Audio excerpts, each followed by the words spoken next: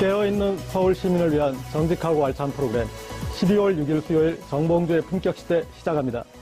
첫 번째 주제는 응답하라 청와대 국민 청원 게시판입니다. 함께 하실 두 분입니다. 양지열 변호사 자리하셨습니다. 네, 안녕하세요. 네. 김원식 평론가 나오셨습니다. 네, 안녕하십니까. 네. 이 조국 민정수석이 국회의원들에게는 좀 까다로운 사람인데 국민들에게는 편안한 사람인 것 같습니다. 국회의원들이 부르면 안 나가죠. 안 나는데 국민들이 부르면 계속 나오고 있습니다. 이번이 세 번째였던 것 같습니다. 국민청원에 대해서 입장을 표명한 것이 처음이 소년법 폐지 문제에 대해서, 두 번째가 낙태죄 폐지에 대해서, 네. 그리고 이번에 이제 조두순 이 무기징역 이 부분에 대해서였는데, 일단은 이번 발표에 대해서 좀 법률적으로 어떤 식으로 한번 해석하시는지 좀 듣고 싶습니다. 예. 오늘 이제 조국 수석이 내놓은 네. 말씀은 그런 겁니다. 재심이라고 하는 것 자체가 억울한 피고인들을 구해준 절차인 거지, 진짜 죄를 지은 사람을 더 무겁게 하는 절차는 아니다. 네. 그래서 이제 정말 안타깝지만 60만 명이 넘는 국민들의 바람에도 불구하고 들어줄 수가 없다는 설명을 하신 거거든요. 예. 근데 저는 그러면 그 뻔히 정해지는 대답인데 국민들 실망하는 거 아니냐. 그렇죠.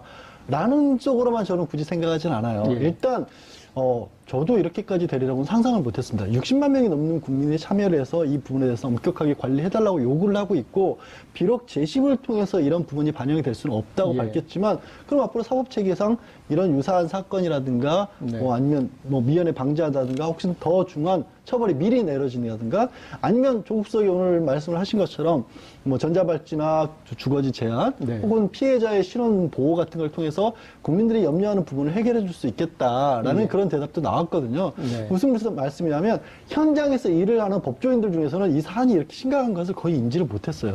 저희들 입장에서는 이게 너무 당연한 거니까 네. 이게 말이 안 되는 거잖아라고 해서 아예 치워버렸던 건데, 예. 사실은 사실은 잠재되어 있는 국민들의 의식에서는 그만큼 욕구가 강했던 거죠. 네. 그런 부분들을 오늘 조국 수석이 답변을 해줬기 때문에 이제 국민들도 어느 정도는 이해하시는 분도 있고, 또 청와대는 거기서 끝나는 게 아니라 말씀드린 것처럼 그 방법이 아니라 다른 방법으로 어떻게 국민들을 안심시켜 줄 것인지 대책에 나서야겠죠. 네. 네.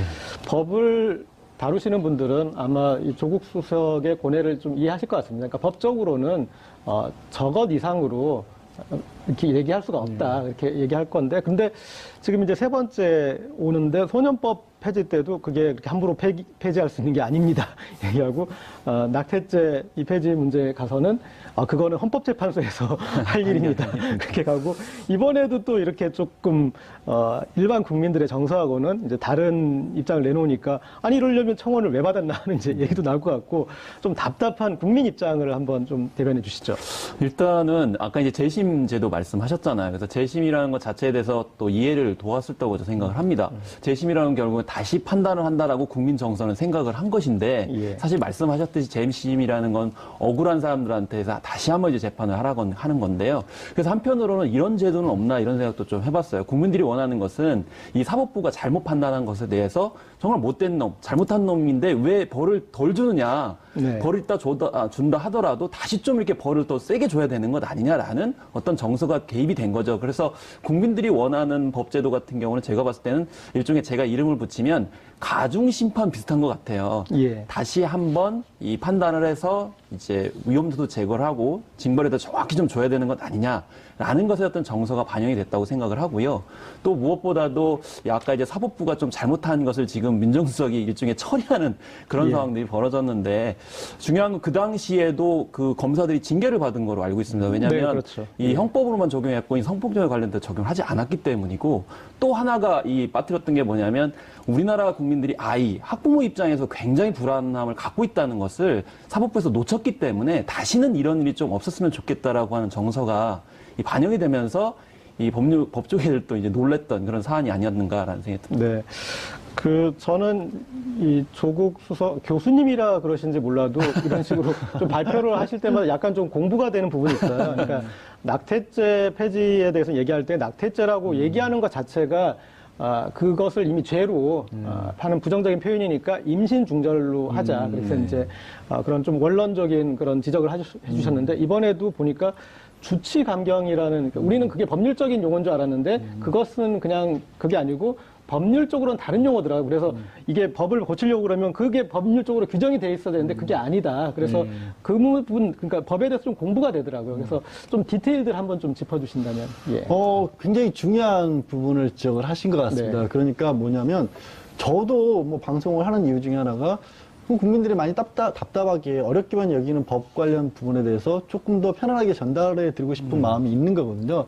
근데 또 제가 이렇게 얘기를 하는 거랑 조국 민정수석께서 말씀을 하시는 거랑 완전히 차원이 달라지는 역시 겁니다. 교육자 역할인 것 같아요. 완전히 다르잖아요. 지금 지적을 하신 것처럼 또 어쩜 그렇게 또 교수 출신이라는 것까지 곁들여지다 보니까 이제는 재심에 대해서는 확실하게 국민들이 그런 부분은 한계가 있구나라는 걸 다 아실 수가 있고 낙태와 관련된 부분도 있고 주치감경이라고 하는 것은 이제 언론에서 주로 붙인 이름이지 그건 심신미약이라든가 심신상실이라는 표현을 쓰고 있거든요. 뭐 약물이 됐건 음주등이 됐건 그런 걸 이유로 해서 자기가 어떤 일을 하고 있는지에 관한 판단을 흐릴 정도, 못할 정도가 됐을 때 아예 면제를 해주거나 좀 깎아준다라는 식으로 규정이 돼 있는 건데 이게 용어가 중요한 게 아니라 그게 꼭 이런 때만 쓰이는 건 아니구나 혹은 뭐 술 먹었을 때만 그런 건 아니구나. 그래서 조국 민정수석께서 말씀하셨듯이 극단적인 경우로 누군가 예를 들어 저한테 뭐 음료수 같은데 약물을 타가지고 마약 같은 걸 타가지고 제가 그걸 마시는 바람에 제 의지와 상관없이 굉장히 안 좋은 일을 했어요. 근데 그 규정을 없애버리면 저를 처벌해야 되는 거거든요. 그렇죠. 그러니까 그 규정 자체를 딱 없애는 거는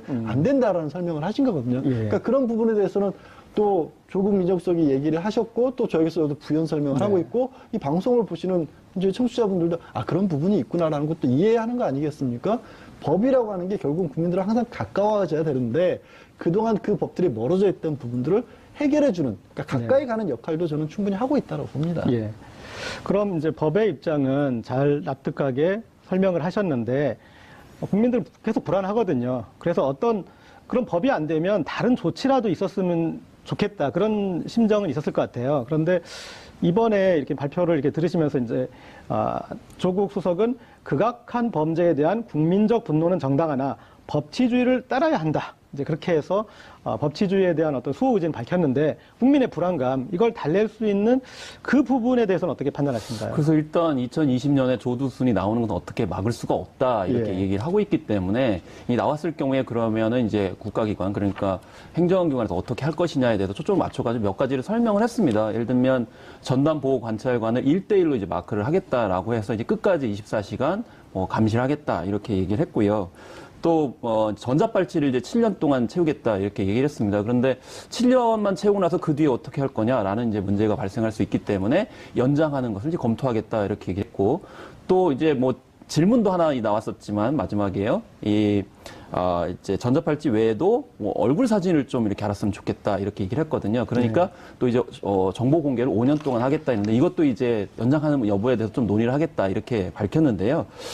중요한 것은 이렇게 제도가 중요한 것이 아니고 이제 과연 그 조두순이 활동하는 데 있어서 이제 불안감들을 또 어떻게 이제 해소할 것이냐가 여전히 이제 문제이기 때문에 그리고 그 피해자가 계속 이제 분리돼가지고 원활하게 생활할 수 있을지에 대해서도 약간 설명을 했습니다. 이번에 수능을 이제 봤다고 하거든요. 그러면 수능을 보면 이제 대학을 가야 되는데 그 학창 시절에 이제 학교 생활들을 조두순과 분리돼가지고 과연 할 수 있겠느냐라는 관점에서 봤을 때 역시 경찰과 이런 보호 관찰 제도가 어떻게 마크를 할 수 있겠느냐에 대한 여전한 불안감이 있다라고 이제 볼 수가 있는 거죠. 네. 양 변호사님 법률가시니까 네. 조국 수석 일 잘하시지만 만약에 그 후임으로 양지열 수석을 임명을 한다라고 했을 때, 자 지금 조두순이 출감할 때까지 3년이 남았습니다. 그럼 그 3년 동안 국민의 불안감을 달래기 위해서 제도적 보완을 한다. 어떤 부분을 좀 보완하면 좋을까요? 지금 저는 이 전면적으로 그러니까 보호관찰 제도 이런 걸 손질할 필요가 있다라고 보는 겁니다. 물론 이제 이 사건이 문제가 되면서 일부 국회의원들께서 법 개정안 같은 거, 특히 뭐 경찰 출신 표창원 경찰 내용을 잘 알고 계신 표창원 의원 같은 경우에도 전자발찌 착용이라든가 아니면 보호관찰을 좀 강하게 해야 된다라는 걸로 개정안을 내놓은 걸로 알고 있었는데요. 그 부분을 넘어서 저는 그냥 어디 발찌만 채우지 말고 이렇게 묶어놨으면 좋겠어요.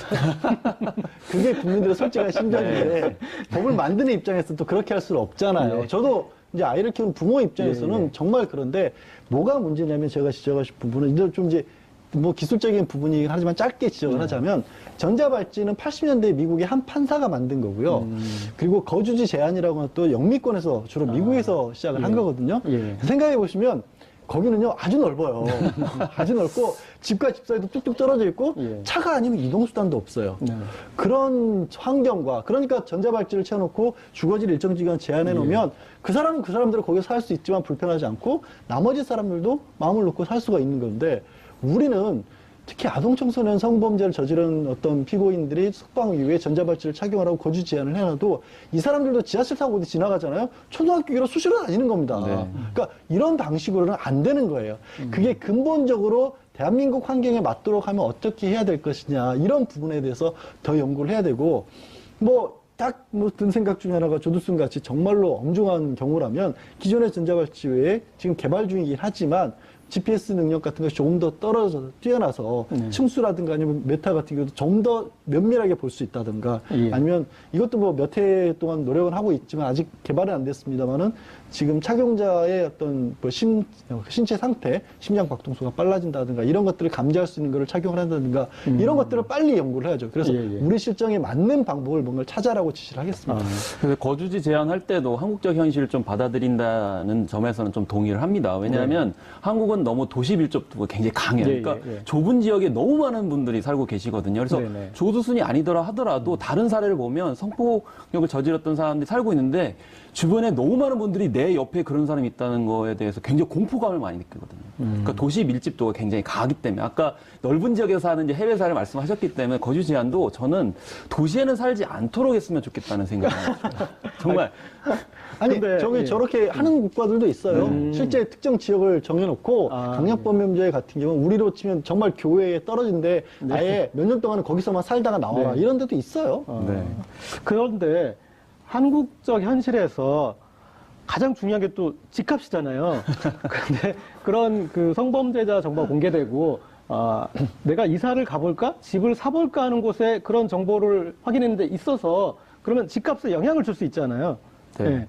나중에는 이 부분도 좀 이제 또 문제가 돼서 또 집을 가지신 분들이 그러니까 또 그런, 청원을. 예, 그런 정보를 제한을 두거나 그 거주 지역에 있는 사람만 볼 수 있게 하거나 뭐 그런 또 요구를 할 수도 있을 것 같은데. 지금도 그래서 이제 주거지 중심으로 신원 정보를 공개하도록 하고 네. 있죠. 근데 지금 말씀하신 문제들이 이미 벌어나고 있는 게 출소 이후에 자신이 범죄를 저질렀던 지역으로 돌아가는데 네. 거기에 피해자는 여전히 살고 있는 거예요. 그렇죠. 그걸 현실적으로 지금 막을 수가 없거든요. 예. 그러니까 이처럼 아직 우리의 단계는 당장 말씀 몇 마디만 나눠도 지금으로서는 부족한 게 너무 많잖아요. 그런 것들을 이제 정권 차원에서 또 법무부 차원에서 어떻게 개선해 나갈 것인가를 예. 찾는 계기를 마련해 준 거죠.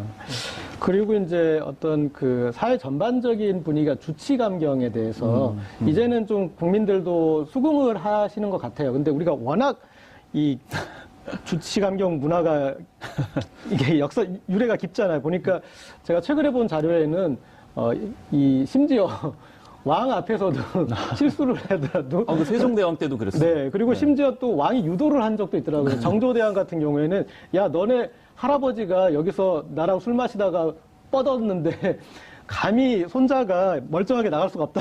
그래서 이 술을 그렇게 강제로 줘가지고 그 큰 대자로 뻗을 때까지 주기도 하고. 그러니까 술을 마시면 용인하는 이 문화 자체도 좀 바뀌어야 되지 않겠습니까? 네, 그렇습니다. 그 문화 관점에서 제가 말씀을 그렇죠. 드리면 문화평론가시니까. 저는 이게 사대부 문화가 잘못된 적용된 사례라고 볼 수 있겠거든요. 네. 근데 사실 옛날에는 이 술 먹는다는 건 대단한 신분의 상징이었어요. 술을 만드는데 곡식이 많이 들어갑니다. 그렇기 때문에 신분적인 우월, 그러니까 구별짓기를 하기 위해서 나는 사대부고 양반이 이걸 내세우기 위해서 술을 이제 강조를 했거든요. 그러다 보니까 나는 고기하니까 술을 먹는다는 건 사대부가, 선부가 그 정도는 할 수 있다라는 것이 그대로 내어져 와가지고 신분 어떤 구별점인 점도 있고 술을 먹었을 경우에는 그렇게 하는 행태에 대해서 용인을 해왔던 문제가 많이 생겼다는 거죠. 그래서 사실 이제 법률적인 문제뿐만이 아니고 이제 일상생활에서도 이제 여러 가지 이 경범죄에 관련된 것들을 용인해줬던 문화가 있고 그러다 보니까 회식 자리에서도 그런 성폭력 문제들이 많이 만연했기 때문에 결과적으로 이런 성폭력 문제 관련해서 그리고 일반 일상생활에서도 모든 어떤 그 삿된 행동들을 합리해주는 문화 자체가 바뀌어야만 이 법리하고도 연결될 수 있지 않을까 그런 생각이 듭니다. 그러면 양 변호사님께는 제가 돌직구 하나 던지겠습니다. 네. 변호사시니까. 그런 주치감경을 이렇게 변호하는 입장에서 본인이 변호하신 적 있으십니까? 네, 이거는 돌직구가 의미가 없는 거예요. 제가 여기에 대해서는 왜냐하면 항상 준비되어 있어요. 사실 법조인들은요, 변호사들은 이 논의에 대해서 굉장히 놀랐어요. 왜냐하면 아. 저희 그 변호사들이 느끼기에 주치감경 규정은 사문화되어 있습니다. 사문화. 이미. 그러니까 저도 이미 한 5, 6년, 7, 8년 된 것 같아요. 예전에는 정말로 변호사들이 무슨 얘기를 했냐면 이 탄원서 같은 걸 변론서를 쓸 때 술을 뿌려서 낸다라는 표현을 썼었어요. 술 냄새 나게 써야 된다. 그게 피고인이 술을 너무 많이 먹었다는 얘기를 밑도 끝도 없이 계속 쓴 겁니다. 평소에 뭐 소주 한 병 먹는데 2병 먹었고 그다음에 뭐 5차를 갖고 막 이런 얘기를 썼는데 부모님도 몰라보고. 예, 안 봐줘요. 이제는 실제 현장에서는 주치감경 얘기가 아직도 나온다라는 거를 변호사들은 좀 신기해할 정도입니다. 그리고 특히 성폭력 같은 경우에는 대법원 양형위원회에서 이미 아예 그러니까 법은 살아있대. 그거를 성범죄에서는 사실상 적용하지 말라라고까지 해놨습니다. 예. 그러니까 2011년에 했다고 이제 수석께서 말씀하셨죠. 그렇습니다. 그렇기 때문에 실제로는 말씀드린 거 7, 8년이라고 그랬잖아요. 실제로는 현장에서 일하는 변호사들은 더 이상 술 얘기 꺼내지도 않아요. 어차피 판사들이 안 들어주니까. 근데 아직도 이제 지난 시간들의 특히 조두순 같은 경우가 대표적으로 술 때문에 깎였다라는 것 때문에 그게 너무 각인이 돼 있으니까 아직도 이제 주치감경 폐지해달라 이번에도 청원이 또 나오기 시작했는데요.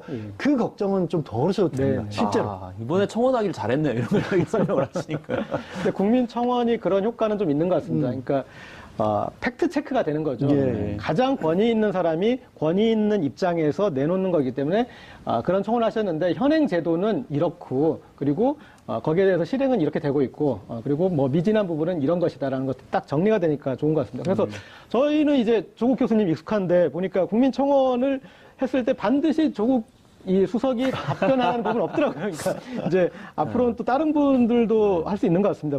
그런데 아마 제가 생각하기에는 계속 나오시게 될 가능성이 큰 것 같은데 일단은 이 청원권에 대한 성원이 엄청나요. 그러니까 지금 올라오는 지금 뭐 100일 남짓 됐는데 이것들 이런 뭐 어떻게 보면 다음 아고라 게시판이 이쪽으로 통째로 이주한 것 같은 그런 기분이 드는데 이런 이 청원 게시판의 열기 어떻게 보시나요? 네, 저도 이제 방문을 해봤거든요. 네네. 실제 그런 청원을 올렸을 경우에 저도 이제 참여를 한 이제 경험이 있는데 정말 엄청나게 많은 다양한 청원들이 올라오더라고요. 그래서 사실은 뭐 굉장히 시시콜콜하고 지엽적이고 이것이 청원의 대상이냐라고 이제 생각할 정도로 생각하지 못했던 부분들이 많이 있었던 것 같습니다. 그런데 한편으로는 그런 아고라도 이제 말씀을 하셨지만 일종의 어떤 공론화된 장이다, 민주주의의 장이다, 전 그렇게 생각이 들고요. 무엇보다도 이런 사안에 대해서 뭐 해결을 원하느냐, 뭐 네. 해결이 반드시 돼야 되느냐, 저는 그렇게 생각하지는 않습니다. 왜냐하면 아까 이제 조국 교수도 말씀을 하셨지만 신뢰성 있는 분이 나오셔가지고 설명을 해주니까 또 정리정돈을 하고 이해의 폭을 넓힐 수 있는 장으로 삼아야지 마치 옛날에 뭐 박정희 정권이라든지 뭐 이런 때처럼 뭐 청와대가 개입을 해가지고 이것들을 정치적으로 해결해준다. 이런 개념의 청원이 아니기 때문에 뭐 일부 야당에서는 이런 청원 제도 자체를 공격하는 건데 지금 현재 실제 들어가 보면 뭐 그런 원리로 움직이지 않고 있다라는 것이죠. 네. 네. 그런데 이제 지금 뭐 언론에서 지적이 되거나 그런 내용 중엔 청원한 사례 중에 너무 좀 어이없는 것들이 많다. 뭐 심지어 국내 위안부를 뭐 창설해달라 뭐 그런 부분으로 해서 어떤 뭐 연예인 뭐 커플을 이렇게 깨달라는 그런 것까지 뭐 그런 것들이 좀 있어서 지적이 되는데 그거에 대해서는 어떻게 생각하시나요? 그런 것들이 근데 반문하고 싶어요. 얼마만큼이나 그 게시판 내에서도 많은 어떻게 보면 국민들의 호응을 얻어내는가. 맞습니다. 네, 저는 지난해 촛불을 그런 국민들이 그렇게까지 호응했었을 때 누군가가 부추겨서 누군가 게시판 하나에 글을 올려서 어느 특정 언론사가 앞장서서 마치 국민들을 선동해서 이런 일이 이루어졌을까요? 아니요. 공감을 이뤄낼 수 있는 청원은 다른 것들이었죠. 그러니까 그런 것들마저도 없다면 오히려 그 청원 게시판이 저는 무용지물이라고 생각해요. 저는 여기가 약간의 배출구 역할도 해야 된다라고 생각을 합니다. 다만 아까 말씀하신 어떤 특정 사이트의 게시판에서 그런 역할을 했을 때와 지금은 또 시대 환경이 많이 달라져서 보다 많은 국민들이 연령과 신분이라든가 사회적 일이나 이런 걸 떠나서 다 들여다볼 수 있고 다 참가할 수가 있거든요. 그런 창구 자체가 하나 정도는 있어야 되지 않을까. 물론 법조인이니까 헌법상의 이제 청원권 이거는 국민으로서의 청원할 권리가 헌법에도 보장이 돼 있고 26조에 보장돼 있다. 그거를 청원법으로 만들어놨는데 그 절차는요 대상도 엄격하게 정해져 있고 뭐 공무원 징계라든가 법령에 관한 내용이라든가 그리고 굉장히 복잡하고 까다롭습니다. 딱 아까 세종대왕 얘기 말씀 잠깐 하셨나요? 세종대왕이 한글 왜 만드셨습니까? 그 훈민정음이 그거잖아요. 우리가 백성이 나가서 뭔가 할 말이 있어도 말이 중국이랑 다르니까 말을 못해서 내가 한글을 만든다라고 했는데 한국말로 쓰여있다 뿐이 청구법 보면요. 변호사도 공부 따로 해야 돼요, 그거. 그러니까 그런 공간과 또 이렇게 자유롭게 여론이라는 걸 조성할 수 있는 공간은 좀 구별할 필요가 있다는 거죠. 저는 세종대왕 때 생각이 나요. 그러니까 세종대왕 때 신문고를 설치했잖아요. 그래가지고 신문고를 그것도 여러 개 설치를 했죠. 그러니까 많은 분들이 와서 두드린단 말이죠. 근데 세종대왕이 딱 들어보니까 말도 안 되는 것도 해요. 그런데 신하들이 처벌해야 된다고 그러는 거예요. 그리고 왜 너는 말도 안 되는 것을 이렇게 두드려가지고 신경을 괴롭히느냐. 그러니까 세종대왕이 딱 얘기하는 거죠. 아니, 두드리라고 신문고를 올린 것이다. 그리고 판단하는 거는 우리가 판단을 하는 것이다. 라고 이렇게 얘기를 하거든요. 네. 마찬가지로 말도 안 되는 뭐 문 대통령과 연예인과 셀카를 뭐 찍지 말라는 이런 얘기들은 170cm 이하는 롱패딩 못 입게 하는 저는 이게 가장 뼈 아프더라고요. 아, 물론 이거는 네. 롱패딩이 어울리시는 분들이 있어요. 근데 어울리지 않는데 유행을 해가지고. 우리도 추워요. 예. 그런 점은 있지만 그런 것도 재밌게 합니다. 그런데 전체적으로 그 중에서 뭐 이런 요소들은 지역적이라는 말씀에 동의를 하고요. 그리고 그렇게 성원이 높지도 않아요. 저는 그리고 시간의 흐름에 따라서 자동적으로 이건 정리가 될 거라고 생각을 합니다. 지금은 워낙 한 이슈, 이것도 정치적인 어떤 이해관계에 따라서 이제 평가절을 하기 위해서 또 언론에서 또 그렇게 일부러 과장하는 측면들이 있거든요. 그러니까 저는 민주주의의 원칙은 일단 이렇게 열어놓고 자동적으로 이제 정리정돈에 가는 원리를 따르는 것이 저는 민주주의 원칙이기 때문에 이 청원도 마찬가지라고 생각합니다. 네. 뭐 지금 말씀하신 게 사실 정권 초기잖아요. 네, 그러니까 그리고 정권 초기이고 이런 식의 얘기들을 할 수 있었던 기회가 그동안 많이 너무 없었어요. 그리고 정권이 그냥 바뀐 것도 아니고 지난 정권에서 대표적으로 국민들을 향해서 댓글 달아서 여론을 조작을 했었고 포탈에서 그리고 일부 또 불편한 얘기를 하는 사람들은 막아버렸지 않습니까? 예, 예. 언론마저도 막아버렸잖아요. 그러니까 어떻게 보면 지난 9년 동안 많은 국민들이 알게 모르게 그 위압감에 쌓여서 할 말을 못하고 살았던 겁니다.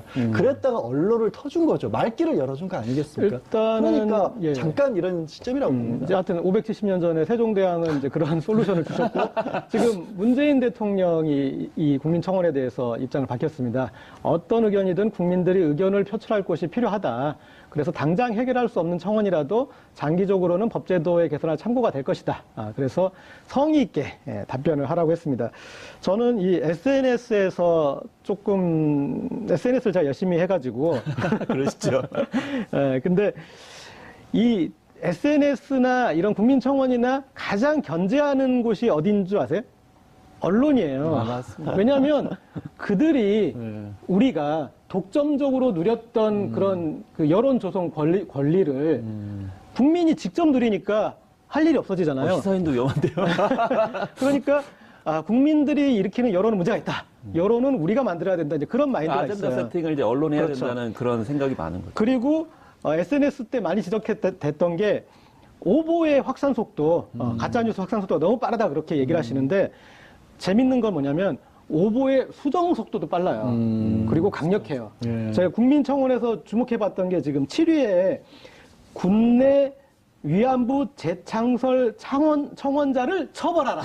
그러니까 처벌이군요. 군내 위안부 재창설을 청원하는 게 아니라 그 청원자를 처벌하라는 거야. 이를테면은 그런 잘못된 청원에 대해서 국민들이 스스로 견제하고 있는 거잖아요. 그러니까 이런 식으로 그렇게 스스로 자정작용을 하고 있습니다. 그러니까 그런 부분도 좀 감안해야 될 것 같아요. 예. 그런 얘기들은 이제 주류 언론에 절대 안 나오죠. 자동적으로 정화를 하고 정리되고 있다는 것이 아니고 끊임없이 문제가 되고 있다라는 식으로 확대 재생산하고 있기 때문에 결국 지금 청원에 관련된 여러 가지 담론이 결국 주류 언론에서 이렇게 공격하기 위한 단어로 나오고 있는 것 아닌가 그런 생각이 좀 많이 들어요. 근데 이제 저도 비슷한 상황에 대해서 그러니까 언론사에서 대책회의를 하는데 좀 참가를 했었어요. 우리 편이셨군요. 네. 아젠다 세팅이 안 된다라는 거예요. 그렇죠. 뭐 어떻게 해야 되나. 근데 언론사 내부에서도 이제는 아는 겁니다. 그러니까 뭐냐면 우리가 이 방향으로 갑시다라고 깃발 들고 나서봐야 안 따라주더라는 거예요. 댓글은 전혀 반대 방향으로 달리더라는 거예요. 그러니까 언론도 그 부분을 알기 때문에 이제는 아젠다 세팅을 하려면 과거처럼 일방적인 목소리를 내고 이 언론사 내의 간부들 몇 사람이 이번에 이런 쪽으로 한번 생각을 해봅시다. 이런 주제를 안 먹히고 국민들이 알아가고 같이 호응을 해줄 만한 걸 찾아가는 노력을 해야 된다는 것을 언론사들도 알고 있고요. 두 번째는 약간 이제 팩트체크 과정에서 네. 수정이 된다는 말씀도 하셨지만 사실 SNS의 역기능 중에 하나는 이른바 필터 버블이라고 해서 예. 자신들이 의견이 같은 사람들끼리만 갇히는 경향이 있거든요. 그런 부분들에 대해서는 또 언론이 그 중간 자리를 열어줘야 될 필요성도 있는 거거든요. 예. 그래서 언론이 문제점으로 지적한다고 그들이 다 옳다 그게 아니라 예. 그 부분의 부작용을 절여나갈 수 있는 또 하나의 의견이라는 정도로 이제 또 언론의 의견도 받아들여야 될 것 같아요. 양절 변호사님 SNS 열심히 하시더니 또 부작용 잘 하시네요. 그러니까 어떤 측면이 있냐면, 재밌는 게 처음에는 이제 의견을 잘 듣습니다. 양쪽 듣다가 본인하고 비슷한 쪽을 좀 따라가세요. 그런 다음에 그 뒤에는 또 이제 어떤 증상이 나타나냐면 이제 이들은 나하고 똑같은 얘기를 해. 그러면 그 뒤에는 시시비비를 따져보지도 않고, 그래, 우리 편이, 그래, 총을 어디다 쏘면 돼? 이렇게 이제 본인이 사고하기보다는 그런 이제 덩어리가 지어지면서 자신들만의 소우주에 살게 되는 또 그런 측면도 있거든요. 근데 예. 사실 이번에 뭐 이제 조국 민정수석의 그러한 여러 가지 일련에 이제 나온 설명이 오히려 그런 것들을 제어했다고 저는 생각이 들거든요. 왜냐하면 60만 명이 몰려가면 당연히 청와대가 그런 것들 모두 다 해줄 것처럼 얘기할 것이라고 주류를 해서 그렇게 몰아갔어요. 그렇기 때문에 이건 포퓰리즘이다라고 했는데 네. 안 되는 건 안 되는 것이다라고 분명히 밝혔거든요. 네. 그렇기 때문에 기존에 그 우려했던 것과는 전혀 상관이 없어서 결국 청원의 효과가 그런 면에서 있다라고 저는 생각을 합니다. 끼리끼리 모아가지고 해주겠다는 식이 아니기 때문에 그런 우려를 제어했다는 거죠. 아니, 그런데 또 우리 조국 수석이 너무 시크해 하셔가지고. 아, 또 너무 시크해졌습니다. 예, 그래서 안 되는 건 안 되는 거다. 이렇게 너무 맺고 끊는 게 분명해서 국민들이 좀 섭섭해할 부분도 저는 있을 것 같은데요. 예. 왜냐면 청원하려면 그래서 고쳐줄 거니까 받은 거 아니었어. 그러니까. 아니 그래서 네. 처음에 나오기 네. 싫다고 했어요. 왜냐하면 법리적인 것을 자꾸 얘기를 하면 법리는 사실 입법부가 이제 보수적이죠. 해야 되기 때문에 청와대가 행정 뭐 재량 행위로 할 수가 없는 부분이 많아서 그래서 네. 앞으로는 다른 사안이 많이 올라와주길 바란다 이렇게 얘기했는데 뭐 이국정보수가 얘기하는 그런 그 뭐 권해 이제 외상센터 같은 네네. 경우는 다음으로 올라왔거든요. 아마 그거 같은 경우는 좀 여지가 있지 기대할 않을까 거다. 뭐 그런 생각이 들기도 합니다. 그러니까 이게 네. 초반이라 또 정색을 하고 답변하실 수밖에 없는 사안들이기도 했고요. 긴장 좀 하시는 긴장도 많이 하셨고, 근데 약간의 유머 감각이 조금 더 이렇게 뿌려질 필요가 있다라고 예. 생각을 해요. 그러니까 지금 이 청와대 모델이 백악관 모델을 딴 거지 않습니까? 네, 그렇죠. 아까 롱패딩 얘기도 위더 하셨, 피플 위더 피플이라는 거. 예. 백악관 얘기, 그러니까 롱패딩 얘기도 하셨지만 그런 것들도 많이 올라오면 그 중에 정말로 재밌는 것들에 대해서는 청와대가 적절한 유머로 대응할 필요도 있어요. 그러니까 위더 피플의 대표적으로 재밌게 올라왔던 게 우리 스타워즈 시리즈에 나오는 그 데스스타 있지 않습니까? 네. 행성도 파괴해버리는 거. 그거 만들어 달라고 했을 때 어떻게 대답을 했냐면 우리 미국이 한 해 가지고 있는 예산이 얼마고 저 160kg짜리를 만드는데 얼마만큼의 돈이 필요한데 우리로서는 현재는 감당하지 못한 굉장히 진지하나 사실은 웃고 보면 웃을 수밖에 없는 대답들이 있었거든요. 네네. 롱패딩에 대해서도 그렇게 좀 답변을 해주는 관리자가 있어야 돼요, 이제는. 그러니까 말씀하신 게 들으니까 우리가 얼마나 좀 문화적으로 좀 뒤처져 있는가라는 생각을 해요. 그러니까 정책 사안을 너무 심각하게 생각하고 또 공격이 너무 많다 보니까 그걸 좀 유연하게 대응하는 것도 좀 허용을 해줘야 되는데 항상 진지 모드로 가야 되니까 지금 현재 조국께서 원래 스타일은 그런 게 아니라 단칸에 이제 잘라버리니까 오히려 청원의 성격도 퇴색되는 점이 있어서 또 부드럽게 유연하게 앞으로는 좀 시간의 흐름에 따라서 바뀌지 않을까. 그렇게 좀 그러네요. 봐줄 수 있지 그러니까 않을까요? 롱패딩에 대해서 청원한 내용은 남자는 170cm, 여성은 163cm 이 이상만 롱패딩을 입게 하자였는데 청와대에서 좀 진지하게 이 패션계 전문가들 의견을 두루 들어본 다음에 각 신장별로 적합한 맞는. 롱패딩 길이를 이제 청와대가 예시를 이렇게 해주거나. 굉장히 문화적인 관점입니다. 그런 건 좋지 않습니까? 그런 건 근데 재밌었어요. 사실 옷 입는 것도 굉장히 중요한 문제예요. 왜냐하면 예. 지금 롱패딩을 묻는다고 그래가지고 다 굉장히 비판하시잖아요. 근데 예. 특히 학생들이 입는 이유가 있어요. 아니 제가 SNS에서 학교에서 너무- 롱패딩 비판을 김원식 평론가님 그래서도 본 것 같은데요? 아니, 저는 방송에서는 다르게 얘기합니다. 다르게? 왜냐하면 예. 중고등학생들이 교복을 입으면 너무 추워요. 그렇기 때문에 어쨌든 학교에 가면 뭔가 입긴 입어야 됩니다. 네. 그런데 맞춤식으로 뭐 어떤 걸 입어라 학교에서도 얘기 안 해주거든요. 학교 선생님들도 얘기 안 해주는데 어떻게 청와대가 그리고 얘기를 교복 하겠어요. 입다 보니까 똑같은 옷 입는데 되게 익숙하잖아요. 그 문화 자체가 바뀌어야 되는데 그걸 얘기를 안 하고 왜 따라하느냐, 민족성이 어떠냐, 국가성이 의심된다 이렇게 얘기를 하면 좀 안 되는 것 같아요. 그런데 왜 그거 비판하셨어요? 거기서는 SNS는 제가 할 말을 다 못하고 있습니다. 한 번씩 다 따라가기도 하는 거예요. 저희도 학교 다닐 때 다 한 번씩 이상한 유행들이 있었지 않습니까? 예. 저도 따라간 기억이 나고. 근데 한번 이제 아까 백악관 얘기 계속 나온 김에 그러면 우리는 그럼 이걸 안 하면 어떤 일이 벌어질까요? 그렇게 생각해 보시면 지난 촛불 정국에서 예. 박 전 대통령 탄핵이 벌어졌을 때 어떤 일이 벌어졌냐면 이른바 태극기 집회에 나섰던 분들은 백악관 위더피플에 청원을 했습니다. 그렇죠. 10만 명을 넘게 모아서 이 상국을 해결해 달라. 얼마나 이게 사실 그게 10만 명을 안 넘은 게 정말 천만다행인 게 그럼 백악관 그 담당자가 보면서 10만 명 넘었으니까 대답을 해야 되나? 우리가 저 청와대 백악관이 개입을 해서 유머러스하게 풀어갈 수도 있지만 국제적으로 되게 황당한 논란거리가 내정 될 수도 간섭이죠. 있었던 거거든요. 그러면 그런 것들이 그럼 미국이란 나라는 우리보다 훨씬 더 갈등도 많고 사실 훨씬 더 복잡한 국가고 어떻게 보면 차별이나 이런 것들도 정치적으로도 그렇고 또 인종적으로도 그렇고 더 심한 데거든요. 그게 유지하는 이유가 있는 거라는 거죠. 기왕 제도 자체를 변침할 게 아니라 그러면 어떤 식으로 관리하고 있는 이런 것들도 조금 더 면밀하게 보는 게 좋겠죠. 지금 이제 양 변호사님이 중요한 지적을 하셨는데, 지금은 청원이 약간, 이념 대결 양상은 아니지만, 그러나 조만간 곧 이념 대결 양상을 띌 수 있을 것 같고, 지금 우리 사회에 상당히 정체성 논쟁들이 여러 가지 지점에 있지 않습니까? 이를테면 이제 동성애 그 성소수자 문제에 대해서, 혹은 또 페미니즘에 대해서, 또 그리고 이제 교회 이 세금 내는 문제나 여러 가지 그런 것들이 있어서, 이를테면 대형 교회나 교단에서 집중 공약을 할 수도 있습니다. 그러니까 그렇죠. 네. 20만 명 이상 넘게 하기 위해서. 예. 그렇게 되면은 또 여기서 성전이 일어날 수도 있고. 여기가 또 이제 이념 대결의 장이 된다라는 거, 국론이 분열되는 그 장이 돼버릴 수도 있는데, 이런 위험에 대해서는 어떻게 생각하시나요?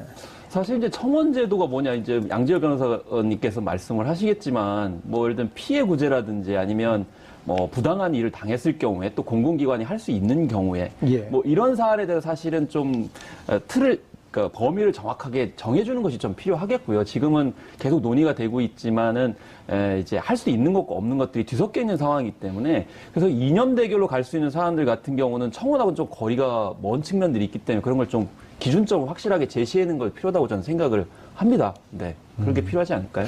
근데 고 기자님, 국론은 원래 분열되어야 하는 거 아닌가요? 저는 국론 분열이란 말을 들을 때마다 약간의 반감이 드는 게 생각하는 게 이게 얼마나 다 다른데 이 많은 이슈 하나 가지고도 정말 저는 상상도 못했던 일들이 많이들 생각들을 하시더라고요. 네네. 요즘 특히 그걸 많이 아는데 예. 그런 것들이 그동안 우리 사회에서는 제대로 터놓고 얘기하고 싸울 만큼 제대로 싸워보지도 못했었고 그렇죠. 누군가 뭔가 소수자가 거기에 대해서 꺼내서 얘기를 하면 저거 치워 뭐 이런 식의 반응밖에 없었거든요. 네네. 그런 것들이 좀 분출이 돼가야죠. 근데 네. 그게 성숙해가는 과정 아닐까 싶어요. 저는 이제 그런 국론 분열 할수치니까 그 독재 권력들이 좋아하는 단어가 저로 국론 분열이거든요. 예를 들면 뭐 이제 뭉치면 살고 흩어지면 죽는다 이런 말.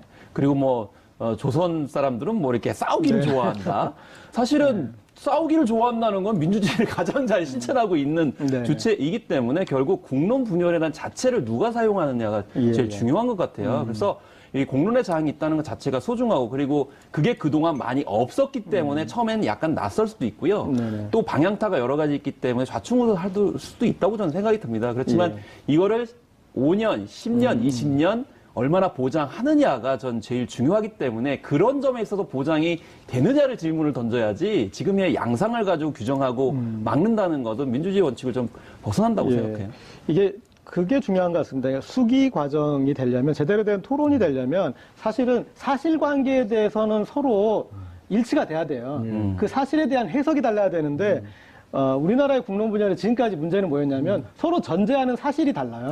사실이 아닌 경우가 많아요. 네, 토론이 안 돼요. 그러니까 제가 이 변희재 씨하고 토론이 안 되더라고요. 거의 사실관계를 그렇죠. 전제로 하지 네, 않아요. 사실을 전제로 하지 않으니까. 네.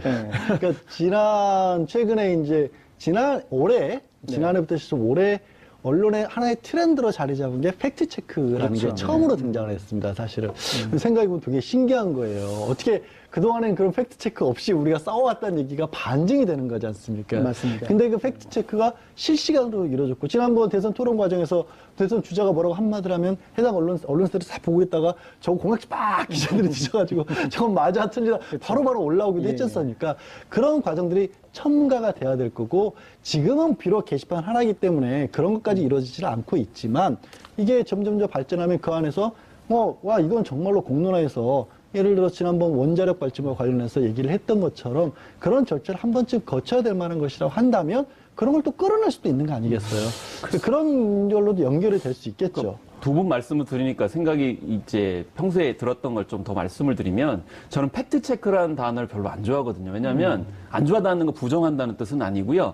아, 우리나라가 참 갈 길이 멀다라는 생각이 드는 거죠. 뭐냐면 팩트체크는 이미 됐어야 되는 겁니다. 그러니까 지난 10년 동안 팩트 자체를 얘기하는 걸 금지시켰기 때문에 뭐가 팩트인지 몰라는 상황이죠.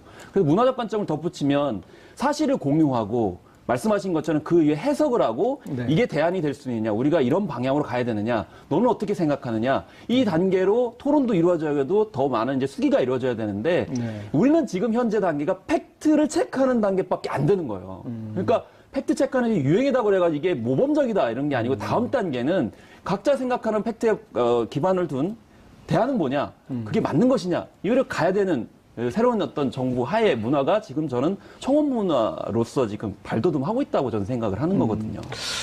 그 다음에 이제 이런 청원이 몰리면 청와대가 당사자가 아닌데 이를테면 그렇죠. 이명박 전 대통령의 출국을 금지시켜달라. 그러면 이게 법무부가 해야 될 일인데 청와대가 이렇게 청원이 많으니까 법무부를 또 압박할 수도 있는 거 아니겠냐. 국민의 뜻이 이렇다고 해가지고 그런 또 우려도 또 제기되고 있거든요. 그러니까 그런 우려는 약간 좀 너무 지나치게 기울일 것 같아요. 그렇습니다. 그러니까 그거 법무부에 대해서 그럼 예전처럼 뭐 법무부 장관 아니면 검찰총장 시켜가지고 당장 누구 잡아와 이런 일이 벌어질 상황이었다라면 야권에서 지금 주장하는 것은 정치보복을 이미 했겠죠. 그것이 아니라는 전제 하에서 이 지금 국민청원 게시판이라는 게 운영이 되고 있다라는 것은 될 수가 있고요.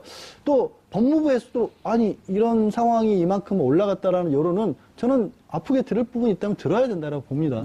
사실 대한민국 법무부 법조계 뭐 판사나 검사분들처럼 밖에서 뭐라고 하더라도 우리는 정말 우연히 우리의 길을 가겠다라는 그런 조직은 없었거든요. 그거 여태까지 바꿔보자는 거 아니에요. 청와대만 들을 게 아니라 국가기관의 공적 기관들은 모두 다 참고라고 볼 수 있는 그런 시스템으로 바꿔나가야겠죠. 그렇습니다. 그래서 뭐 이제 청원의 기능을 반드시 뭐 피해 구제라든지 뭐 행정기관의 시정에 관련된 부분이라든지 뭐 법률적인 어떤 부분에 있어서 행정부가 할 수 있는 것에 대한 뭐 개선 그리고 뭐 행정기관이 또 시설 운영 같은 거 했을 때 또 국민에 밀접한 부분이 있기 때문에 그런 것에만 한정되는 것이 아니고요. 제가 봤을 땐 지금 현재 민의가 이렇게 돌아가고 있구나라는 걸 확인할 수 있는 곳.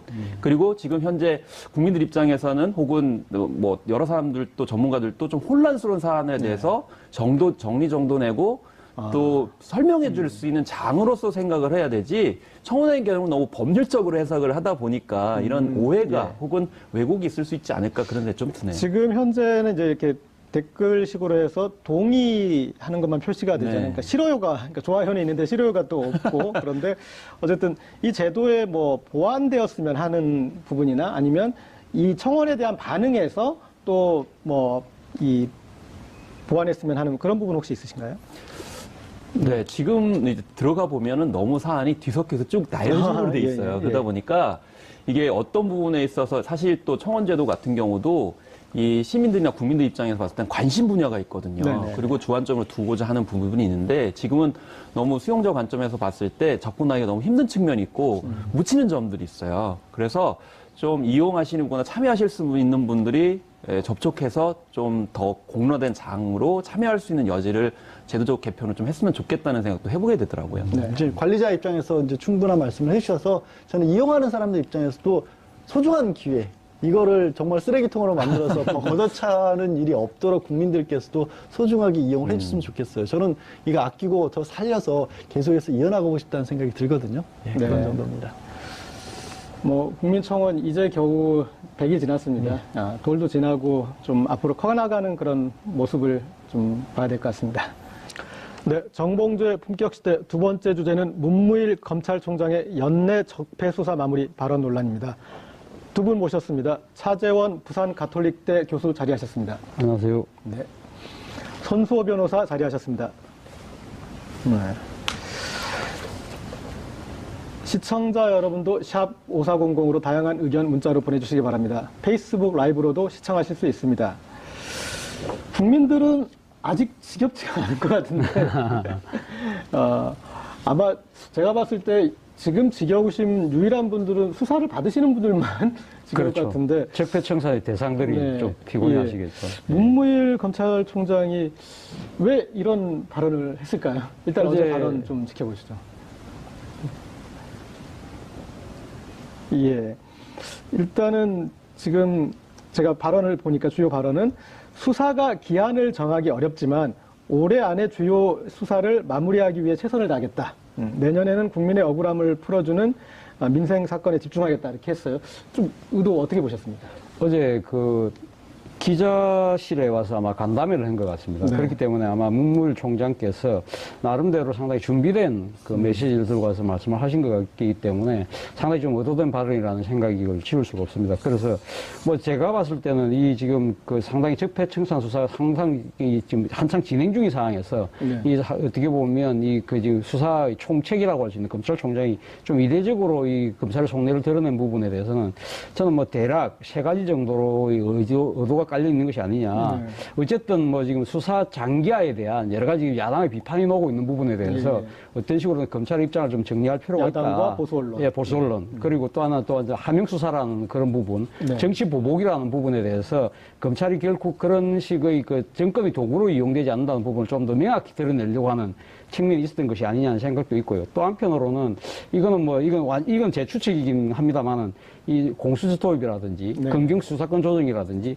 이런 이 정부 여당의 그런 검찰에 대한 여러 가지 개혁 조치에 대한 일종의 이 검찰발 견제구도 성격도 좀 깔려 있는 것이 아닌가 하는 생각이 듭니다. 그런데 어쨌든 그러나 이 정폐청산에 대해서 국민적 상당히 지금 공감도가 높은 상황에서 네. 검찰의 수사 책임자라고 할 수 있는 검찰총장이 만약에 진짜 앞서 제가 이야기한 대로 의도된 메시지였다고 한다면 이거는 조금 약간 좀 이 판단 미스가 아니냐는 생각도 듭니다.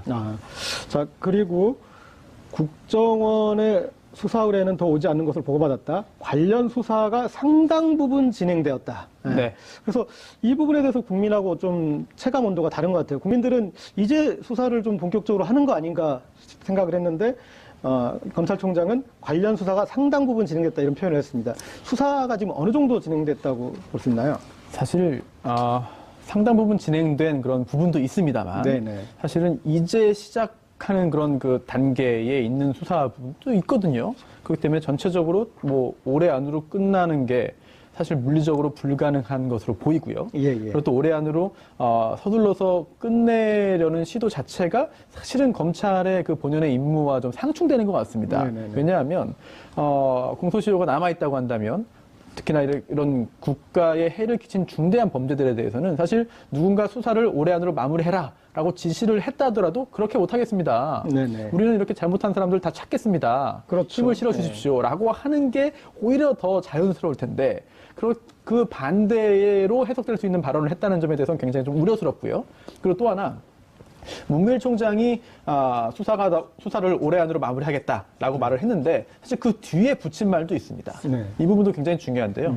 사건 전체를 다 마무리하기는 어려울 것이라고 생각한다라고 했고요. 또 중요 부분이 아닌 나머지와 서두르지 않아도 될 부분은 뒤로 남겨서 마무리 지을 계획이다라는 말도 붙였거든요. 예. 그렇다면 과연 문무일 총장이 어떤 속내로 말을 했는지는 본인만 알 수 있겠습니다만 네네. 올해 지나면 수사 진행하지 않도록 하겠다. 수사 진행 못하도록 하겠다라고 하는 의미보다는 좀 일각에서 이제 검찰에 대한 불만을 제기하고 있는데 대해서 네네. 여기에 대해서 어느 정도 좀 완화시키는 예. 불만을 좀 완화시키기 위한 그 목적도 일부는 있지 않을까라는 생각도 듭니다. 그러면 제가 손수호 변호사님 말씀을 조금 더 첨언해서 말씀드리면 저는 뭐 앞서 그 문무일 총장이 기자 간담회를 자청했던 만큼 상당히 나름대로 의도된 메시지를 갖고 왔다고 제가 아까 말씀을 드렸는데 저는 그 의도된 메시지 중에 또 하나는 역할 분담도 있지 않나 하는 생각입니다. 사실 어떻게 보면 어제 문무일 총장의 그 수사 연내 마무리 발언이 나오고 난 뒤에 지금 수사를 진행하고 있는 서울중앙지검에서는 그렇지 않을 것이다는 또 상당히 좀 이 반대의 목소리가 나왔었거든요. 이런 그 태도를 본다고 한다면 그동안 우리가 쭉 지켜봤던 검찰의 그런 이게 엇박자를 내는 걸 참 좀 보기 드문 현상이라는 거죠. 소위 말해 검찰은 검사 동일체의 원칙에 의해서 총장이 이야기하면 다 이렇게 따라가는 것이 그동안의 관리였다고 한다면 이 서울중앙지검은 나름대로 수사의 의지를 또 강력히 천명을 했다. 이러한 부분은 앞서 손수호 변호사는 말씀하신 것처럼 일종의 그러니까 바깥에서 지금 뭐 정권의 하명 수사에 의해서 검찰이 지금 너무 지나치게 휘둘리는 것이 아니냐는 그러한 부분에 대해서는 총장은 나름대로 디펜스를 치고 그리고 수사의 실무부서에서는 계속적으로 수사의 의지를 적극적으로 드러내는 일종의 역할 분담을 통해서 일종의 외부의 그 정치적 공세는 방어하고 수사의 그 의지는 그대로 갖고 가는 일종의 그 역할 분담 투트랙 전략이 아닐까 하는 생각도 조금 더 있습니다. 하나를 예. 좀 이제 첨언하면 저런 부분도 네. 있을 수 있겠죠. 뭐냐면 또 수사를 응원하는 수사를 또 독려하는 국민 여론도 결집시키는 효과를 그런 측면도 있겠죠. 받을 수 예. 있겠죠. 마치 예. 문재인 대통령이 청와대에 이목상 선생님의 촛불 그림을 걸지 않았습니까? 그러니까 그 촛불 그림을 거는 건 저는 상당히 정치적인 메시지가 있다고 봅니다. 뭐냐면 지금에 하는 이런 적폐청산이나 이런 것들은 대통령이 뭐 정치 보복을 하거나 그런 것들이 아니라 국민의 명령이다. 촛불의 명령이다. 그런 것들을 환기시키는 역할을 하지 않습니까? 그래서 지금도 이제 심심치 않게 국민들이 이제 이 적폐청산의 피로에 젖었다느니 혹은 또 안보가 중요한데 이 경제가 중요한데 이제 좀 본연의 자세로 돌아와야 되지 않느냐 하는 그런 이 지적에 보수 언론과 야당의 지적에 대해서 거기에 이제 다시 어떤 긴장을 만드는 또 그런 기능도 정무적으로도 해석이 가능할 것도 같은데요. 네, 예. 실제로 문무일 총장의 의도와 별개로 네. 지금 당장 오늘 저희도 이런 방송을 하고 있지 않습니까? 이런 거 보면은 정말 올해 연내로 올 말까지 정말 수사를 마무리한다. 제대로 못하는 거 아니냐라고 하는 우려가 오히려 더 커졌습니다. 예. 그리고 또 그렇게 가도 안 된다라는 여론도 역시 커졌거든요. 네. 그런 점을 보자면은 문무일 총장의 의도가 뭔지를 정확히는 모르겠습니다만 네네. 어쨌든 지금 상황에서 이게 그 발언의 그 효과가 후폭풍이 예. 보수 언론의 어떤 그 요구에 따른 그런 여론의 흐름보다는 오히려 아니 지금 어떻게 된 거냐 지금 전임 대통령이 지금 파면된 상태고 또 게다가 정권이 교체됐고 그 전 정권 또 전 정권의 여러 가지 문제점을 이제 파헤치기 시작한 상황인데 네. 이거 연내까지 다 끝내겠다는 거는 불가능한 거고 옳지 않다. 남아있는 모든 그런 그 적폐를 다 수사하자라고 하는 쪽으로 오히려 여론이 더 모아지는 것 같거든요. 예. 이게 문무일 총장이 바랐던 바였다고 한다면은 효과 만점인 발언이었고, 만약에 그게 아니었다고 한다면은 굉장한 그런 그 역효과를 불러일으킨 건데, 여론은 사실은 지금 적폐청산 수사 계속 더 해야 된다라는 쪽으로 흘러가는 것 같습니다. 그 여론이나 이제 그런 향배를 감안했을 때 저는 또 이것을 고려 안 했을 수는 없을 것 같은데, 이 우병우 전 수석에 대한 네. 이제 구속 여부, 이제 구속영장이 받아들여질 거에 대한 확신이 있지 않는가, 저는 좀 그런 생각이 들었어요. 왜냐하면 아까 말씀하셨듯이 올해 안에 중요 부분에 대해서는 어느 정도 정리가 된다 그럴 때 만약에 지금 이제 곧 임박해 있는데 다시 우병우 전 수석에 대한 영장이 안 받아들여지면 국민들은 이게 뭐 무슨 소리냐 그런 생각이 들 거예요. 근데 만약에 우병우 전 수석이 구속이 되면은 그래도 이제 좀 큰 매듭을 지었다라는 이제 그런 생각이 좀 들 것 같은데 어떻게 보시나요? 뭐 지금 우병우 수석은 두 번의 영장 청구에도 불구하고 다 두 번 다 기각당하지 않았습니까? 그래서 지금 또 새로운 혐의가 드러났기 때문에 우병우 수석이 5번째 검찰의 소환을 앞두고 있습니다만 이 부분에 대해서 만약에 지금 우리 앵커께서 말씀하신 대로 그런 의도가 있었다고 한다면 어떻게 보면 좀 법원에 대한 나름대로 또 이 하나의 보내는 상당히 또 그 메시지도 강하게 보이는 측면은 분명히 있어 보이지만 그럼에도 불구하고 저는 그 문무일 총장이 이러한 여러 가지 어떤 의도가 깔려 있다고 하더라도 이러한 부분들이 검찰총장이 직접 나서서 굳이 이 이야기를 할 필요가 있었을까? 그런 생각은 좀 의문은 그대로 지금 갖고 있을 수밖에 없지 않나 하는 생각입니다. 물론 뭐 지금 이 문제를 공론화시킴으로써 오히려 상당히 그 주목도를 높이는 측면이 있지만 그러나 어쨌든 간에 이 수사의 가장 그 핵심 사령탑이라고 할 수 있는 검찰총장이 공공연하게 자신들의 문제를 공론화시킴으로써 오히려 더 조금 약간 뭐 엇박자처럼 보이는 부분들은 좀 정무적 판단에서는 좀 부족하지 않았나 생각입니다. 실제로 우병우 전 수석 등 네.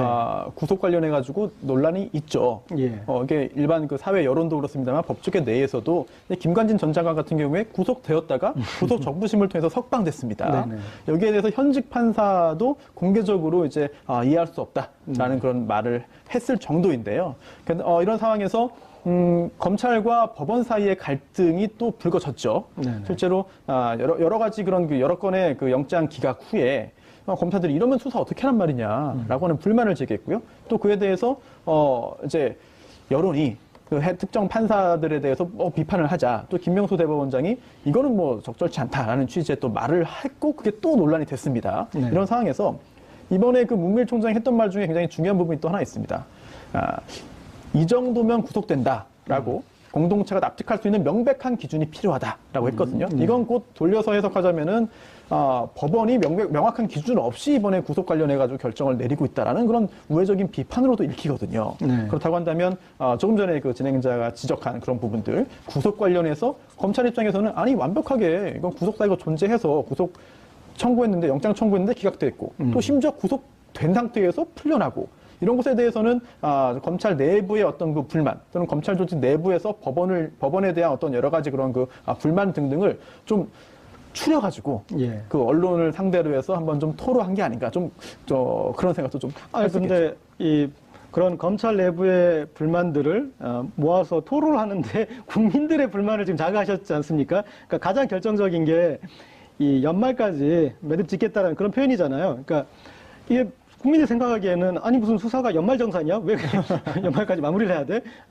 그리고 특검이 아니잖아요. 시일이 정해진 것도 아닌데 왜 이렇게 중요한 사건을 시일을 정해서 그때까지만 하겠다라고 이런 식으로 하는 그 어떤 큰 대전제를 국민들은 좀 받아들이기 힘들 것 같은데. 그렇습니다. 이제 계획하에 뭐 심사숙고 해가지고 나온 그런 그 발언 표현인지 저는 잘 모르겠어요. 그런데 검찰총장이 한마디 한마디가 지금 전국적으로 또 전 국민이 다 관심 있게 보는 그런 상황에서 즉흥적으로 고민 없이 했던 표현은 아닐 거라고 생각이 됩니다. 예. 그렇다면은 이 발언이 불러일으킬 효과를 다 고민을 했고 또 짐작입니다만 혼자만 고민하지는 않았을 것 같아요. 그럼 측근들, 또 검찰 내 그 고위 인사들과 함께 좀 의논을 하지 않았을까 네. 그런 생각이 드는데 그렇다면은 글쎄요 문무일 총장이 이 발언 그리고 이 발언의 현재 후폭풍이 상당히 큰 상황에서 어떤 경로로든 좀 이에 대한 해명 또는 설명 또 추가적인 의견 표명 등등을 해야만 결국 네. 본인의 어떤 그 발언으로 인한 그런 여러 가지 혼란을 좀 수습할 수 있지 않을까 생각이 드는데 아예 이런 표현을 안 했으면 좋았을 것 같아요. 교수님 말씀대로. 그런데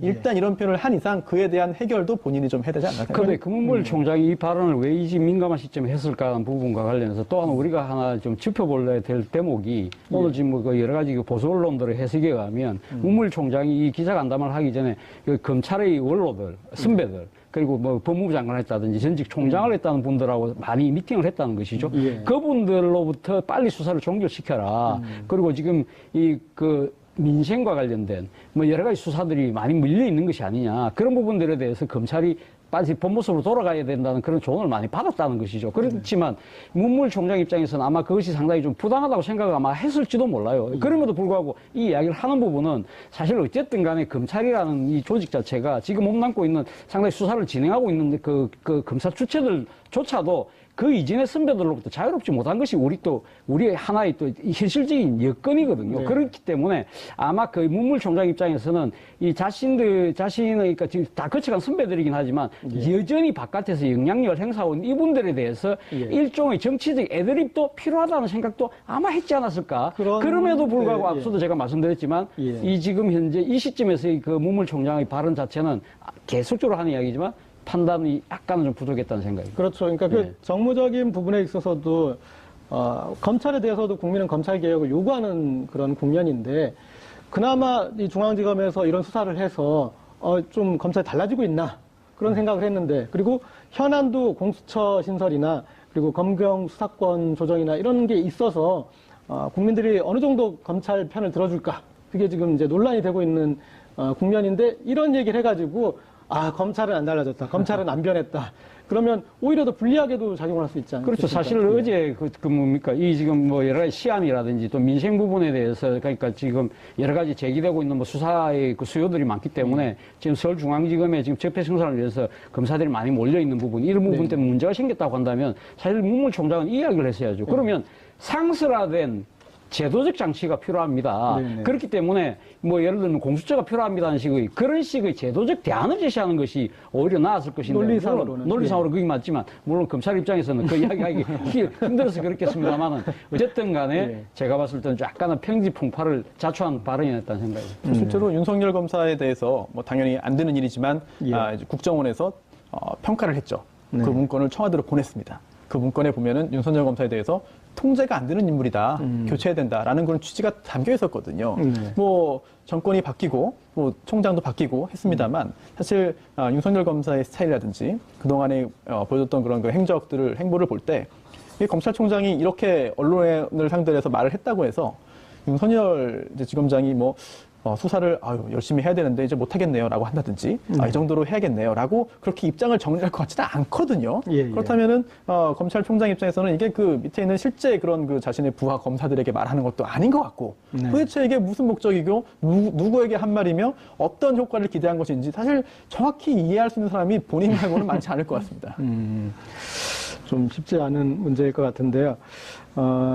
어쨌든 이 총장과 그럼 이제 수사팀 사이에 지금 이제 수사팀에서 이거에 대해서 적극적으로 이 반발하는 건 아니고 이제 그러나 뭐 이제 갈 길은 갈 것 같은데 저는 이제 좀 그런 또 의문을 한번 던지고 싶어요. 뭐냐면 전가의 보도처럼 이런 수사는 이제 좀 적당히 정리하고 더 민생에 힘써라 할 때 들이대는 게 안보, 경제 그러지 않습니까? 그런데 이 수사는 그럼 안보가 아니고 경제가 아닌지 그렇게 저는 사실은 뭐 국정원 댓글 사건을 비롯하고 또 국정원의 특활비를 그 대통령 청와대에다가 그 뭡니까 일종의 이 사적 용도로 쓰도록 갖다 바친 것들을 어떻게 보면 그건 사실 국가 안보를 상당히 위협하는 그런 상황 아니겠습니까? 예. 그리고 지금 또 여러 가지 지금 적폐청산과 관련된 이런 문제들을 보면 우리의 경제를 해치는 요소들이 얼마나 많습니까? 그런 것들을 오히려 빨리 척결함으로써 안보를 강화하고 경제를 보강하는 그런 측면이 분명히 있는 것이거든요. 그렇기 때문에 문무일 총장이 사실은 뭐 어저께 그 여러 가지 이야기 중에 하나가 뭐 이쯤 뭡니까 이 검찰의 재기능 그러니까 그 민생과 관련된 이야기를 하셨는데 그런 부분에 있어서 바로 부적절하다는 이야기가 바로 그 때문에 나오는 것이죠. 네. 그리고 또 저는 이제 이 문무일 총장 발언을 들으면서 또 송영무 장관을 생각해 봤어요. 그러니까 국민들이 보기에는 문재인 정부는 이런 정부인데 저 송영무 장관의 어떤 생각이나 발언은 상당히 멀리 떨어져 있는 것 같다. 그런 생각이 든단 말이에요. 그리고 지금 이제 문무일 총장의 이거 대통령이 그렇게 강력한 적폐청산 의지를 가지고 있는데 아니 검찰총장이 기한을 정해서 대충 마무리하겠습니다. 이런 식으로 나오는 거에 대해서 조금 이제 의문을 제기할 수 있는데 저는 또 이 문재인 정부가 어떻게 보면 이제 고도의 어떤 정부적 판단을 통해서 각기의 수장들이 그런 독자 노선을 감으로 인해서 정권의 어떤 뭐랄까 이 색깔을 스펙트럼을 넓게 펼친 거 아닌가. 그리고 만약에 이 부분에 대해서 국민이 문제 제기를 하면은 그 책임은 더 많이 갔던 송영무 장관 책임인 거고 그리고 문무일 총장 책임이 되는 거잖아요. 그러니까 대통령 그걸로부터 또 자유로울 수도 있고 그래서 예전에는 코드를 맞추고 너무 이 스펙트럼이 좁아서 참여정부 때 그런 게 문제가 제기됐는데 문재인 정부 때는 스펙트럼을 좀 이렇게 넓히는 전략 또 그런 부분도 좀 느껴지고 어떻게 보시나요? 네, 실제로 문무일 총장이 취임할 때 취임식에 대통령이 참석을 했죠. 그때 이제 문무일 총장이 대통령을 옆에 있는데도 검찰의 어떤 그 독립성이라든지 뭐 정권이 시키는 대로 하지 않겠다는 그런 취지의 발언을 또 고사성어 섞어서 했습니다. 굉장히 크게 보도되기도 했죠. 본인의 성향이 그럴 수도 있고요. 그리고 또 본인의 조직은 사실은 청와대가 아니고 행정부 전체도 아니고 검찰이거든요. 법무부 산하에 있는 검찰입니다. 그 검찰 조직을 장악하고 그 검찰 조직을 2년 임기 동안 잘 끌어내기 위해서 여러 가지 고민을 해서 행동을 하고 발언을 할 텐데 이번 발언도 뭐 그런 고민의 일환이 아닐까 짐작을 할 수 있겠고요. 그리고 또 하나 송영무 장관 얘기 나왔는데요. 사실 야당에서 굉장히 임명에 반대했습니다. 네, 그런데도 불구하고 굉장히 좀 강하게 밀어붙여서 임명을 했는데 그 후에 김관진 전 장관의 구속 적부심을 통한 석방 사실에 대해서 기자가 질문하니까 잘된 일이라고 생각한다라는 말을 했습니다. 이게 보면은 물론 문재인 정권을 지지하는 대부분의 그런 사람들의 어떤 그 생각과는 좀 오히려 정반대의 그런 그 표현일 수 있거든요. 네네. 그런데도 문재인 대통령이 강력하게 밀어붙여서 임명한 송 장관이 그런 표현을 했다라고 하는데 이게 이번에 문무일 총장의 발언 그리고 송영무 장관의 발언 등등도 결국은 이번 정권의 고위직에 있는 그런 구성원들 사이의 생각이 다 똑같지는 않다. 당연한 얘기거든요. 네네. 사안에 대한 그런 생각이 다를 수도 있고 또 그런 다른 생각을 가지고 있는 사람들이 모여서 건강한 토론을 거쳐서 방향을 설정해서 쭉 간다고 한다면 이거는 좀 전에 그 진행자의 지적대로 뭐 일사천리로 모든 사람이 겉으로 표면적으로 의견을 합치해가지고 가는 것도 물론 좋겠습니다만 하지만 현실은 그렇지 않을 수 있거든요. 본인의 속마음을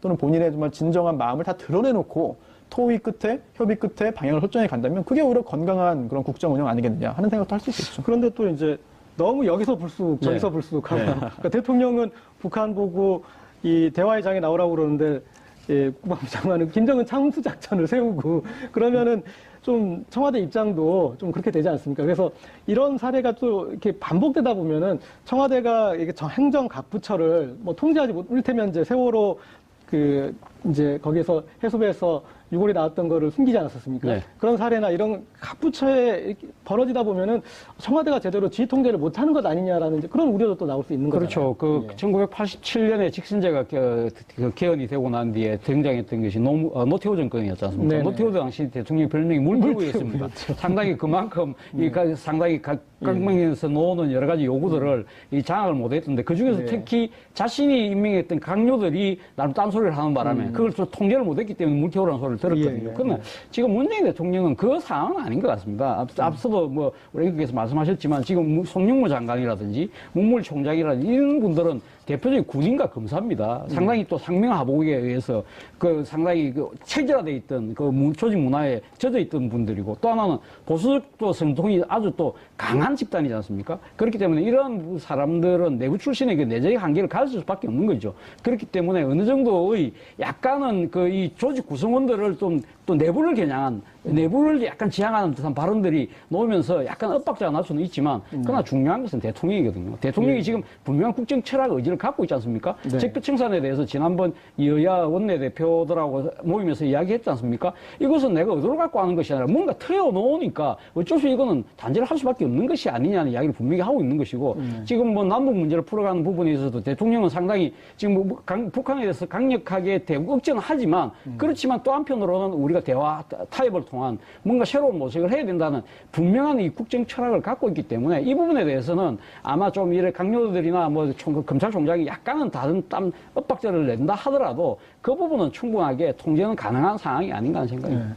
이 문무일 총장의 이런 돌출 발언이 나오기까지 한 3가지 정도의 어떤 논리적 맥락이 있는 것 같습니다. 뭐 수사에 대한 피로감 문제, 그리고 국익을 해친다는 어떤 그런 논리, 이런 이제 집중해서 이것만 하는 것이, 또 하나는 이제 검찰 본연의 임무로 돌아가야 된다. 이제 뭐 그런 뉘앙스였는데, 그러면 이 적폐 수사, 이런 정권 비리에 대한 수사는 검찰 본연의 임무가 아닌 건가요? 공수처를 만들어야 되는 건가요? 그러니까 문무일 총장의 발언을 해석하면 사실 그런 결론이 나오거든요. 그러다 보니까 아니 정말 검찰 조직에서는 지금 현재 공수처 설치에 대해서 굉장히 반발하고 있는데 아니 문무일 총장의 얘기를 해석해 보면은 공수처 설치해야 되는 거 아니냐라는 결론이 도달하기 때문에 그렇죠. 본연의 임무를 하고 있는. 굉장히 좀 의아한 측면이 있습니다. 그리고 또 이게 국익 부분. 아까 말씀하셨는데 사실 국익이 뭐냐 이게 굉장히 애매한 부분이거든요. 그리고 바라보는 관점에 따라서 국익의 개념이 좁을 수도 있고 넓을 수도 있고 또 어떤 게 국익이라고 보는 사람도 있고 아니라고 보는 사람도 있고 굉장히 충돌할 수 있습니다. 그런데 그런 이견의 존재를 전제하더라도 전 정권에서 뭐 또는 전 정권에서 또 그 전에서도 국가적인 그런 의사결정을 함에 있어서 사익이 개입했다거나 아니면 국가 시스템을 활용해서 본인들의 이익만을 추구했다거나 아니면 본인의 정적 또는 경쟁자를 제거하기 위해서 국가 시스템을 이용했다고 한다면 이거는 그 어떤 범죄보다 국익을 해친 것이고 그러한 범죄의 존재를 파헤치고 합법적인 처리를 이제라도 뒤늦게 늦었지만 이제라도 할 수 있게 하는 게 오히려 국익을 위한 일이거든요. 이 부분에 대해서는 공감대가 어느 정도 형성되었다고 저 나름대로 믿고 있었는데 하지만 이런 부분에 대해서 국익을 이제 이야기하면서 수사하지 말아라라는 취지의 이야기했다면은 좀 잘 이해가 안 되고요. 동의할 수 없고 또 하나 이명박 전 대통령이 이제 해외로 출국하면서 이런 또 말을 했습니다.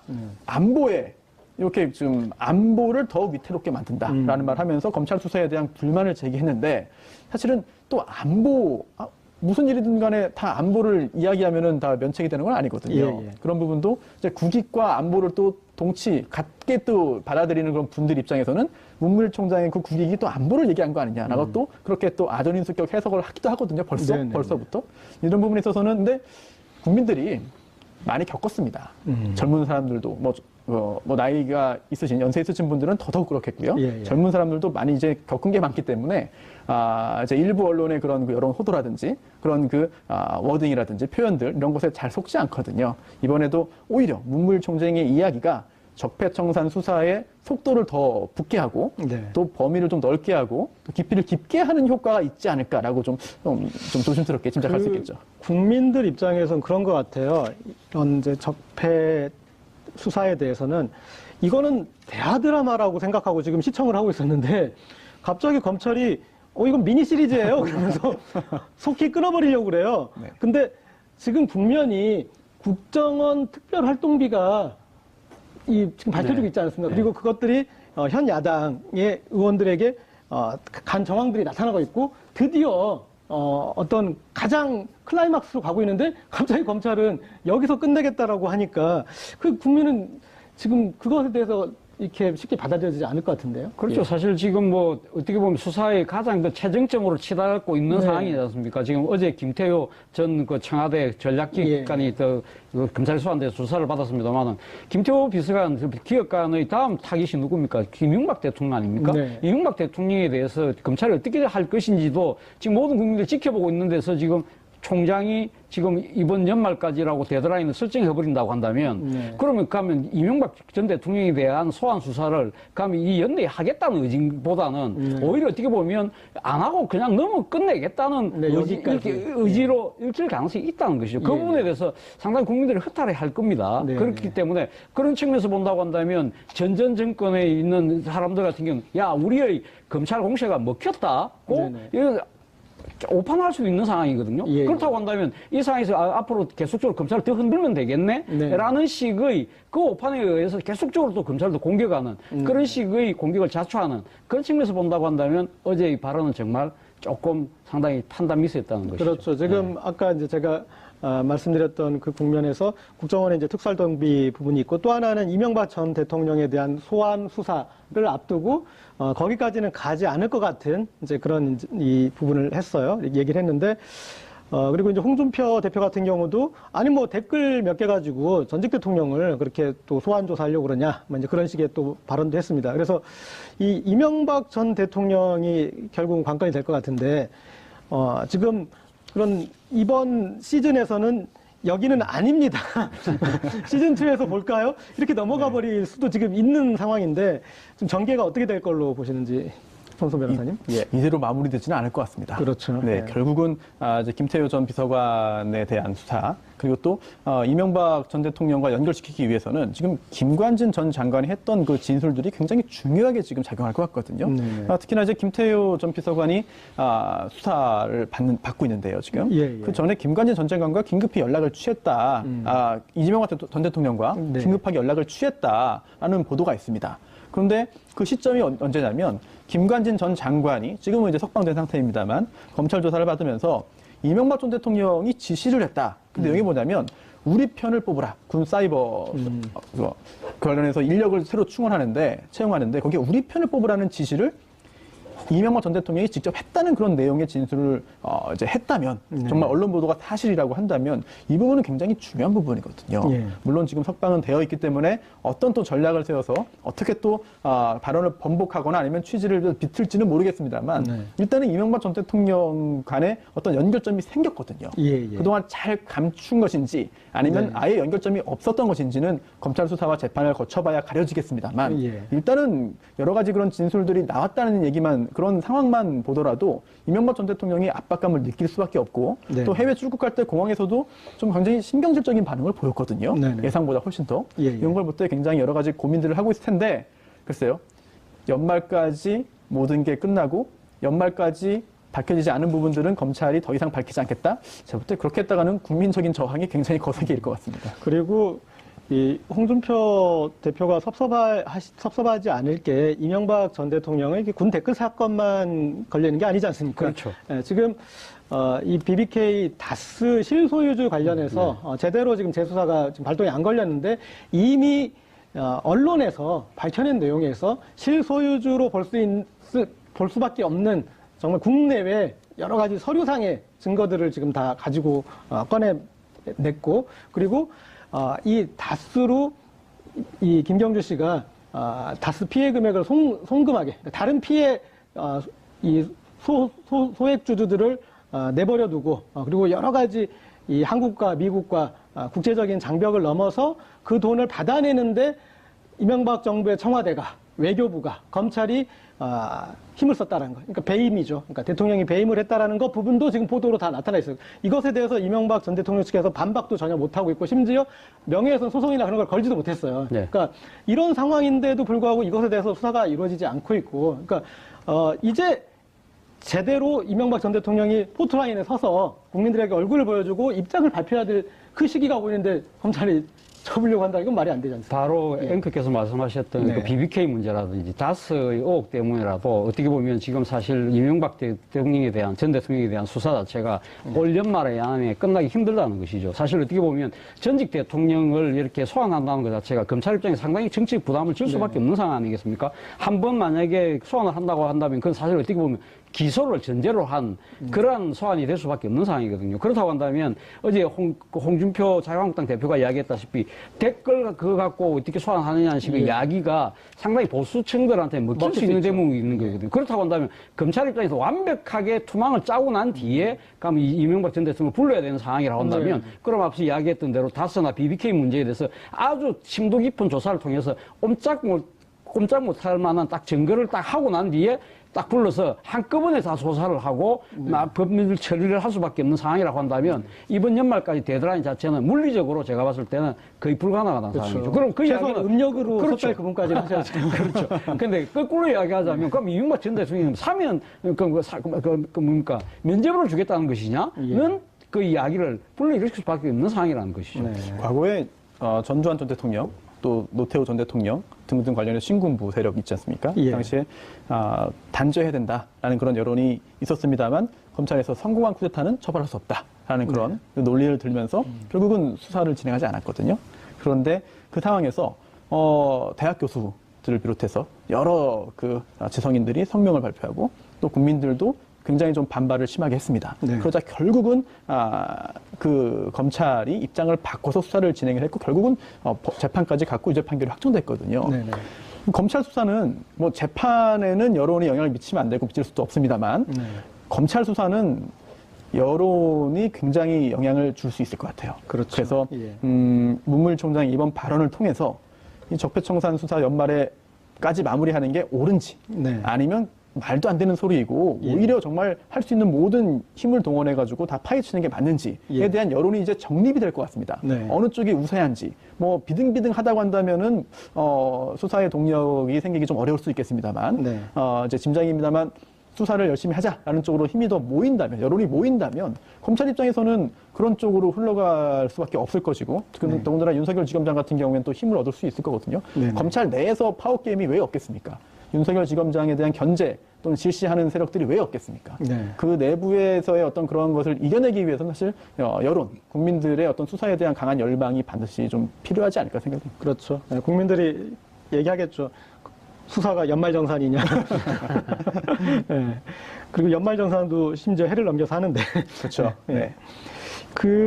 이제 이 수사에 대미가 되면 안 되지만, 더 큰 꼬리가 있지만, 일단 우병우 전 수석이 한 고비가 되지 않겠습니까? 이렇게, 총장이 이런 말까지 했는데, 우병우 전 수석이 또 이번에도 만약에 영장이 발부되지 않으면, 그러면 정말 이 국민들은 큰 분노에 휩싸일 수밖에 없을 것 같은데, 5번째 포토라인에 설 가능성이 지금 커지고 있지 않습니까? 그래서 이번에는 과연 영장이 발부될지 어떻게 보시는지. 아직 영장을 청구 안 했기 때문에 청구를 해 발부되지 않겠습니까? 네, 예. 그런데 가능성은 충분히 있다고 봅니다. 예. 왜냐하면 구속의 필요성이 엄격하게 존재해야 지금 영장을 발부해주는 법원에 뭐 당연합니다만 그런 예. 추세인데요.